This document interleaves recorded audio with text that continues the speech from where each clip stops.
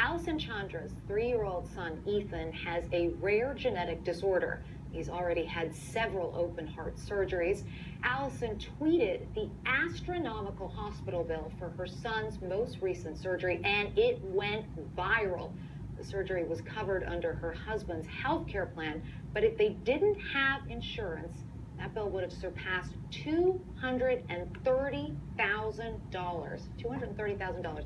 Allison joins me now, and we should note you were never on Obamacare, right? Is that right? Well, I mean, Obamacare isn't one insurance plan. Right. Obamacare is a set of regulations that govern insurance plans. So we are protected by Obamacare. Right. If that makes sense. Yes. And we were on Medicaid. Yes. You were on Medicaid. Yep. You would potentially fall victim if the bill passed as is.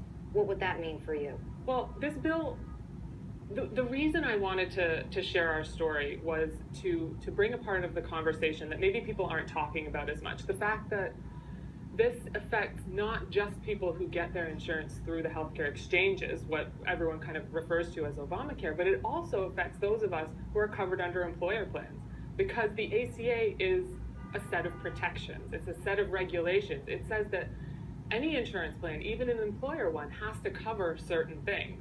Can't stop paying out benefits when they've decided that my kid is too expensive. I get it. I'm not naive. I understand that there has to be talk of money. There has to be budgets. I get that, but that can't be the only discussion.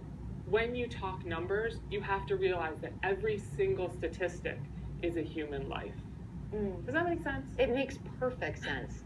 It makes perfect sense, and I hope everybody is sort of listening. And there's no, the price doesn't matter, because this is my son's life we're talking about. And is that what's missing in this whole debate? That, you know, the lack of a human face, the lack of an understanding that we talk about 22 million this, but we don't realize we're talking about people, we're talking about Americans, we're talking about a beautiful 3-year-old boy here.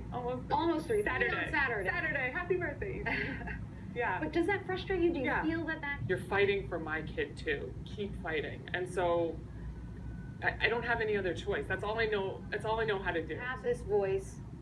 What would be your message right now if President Trump was watching? What would be your message to him, your takeaway? I would want to ask him to look my kid in the eyes, to realize that when he puts pen to paper to sign a law, that he is signing something that's going to have a real effect on real people, on real families all across the country. If he wants to be a president for our people in this country, then he needs to start listening to our voices.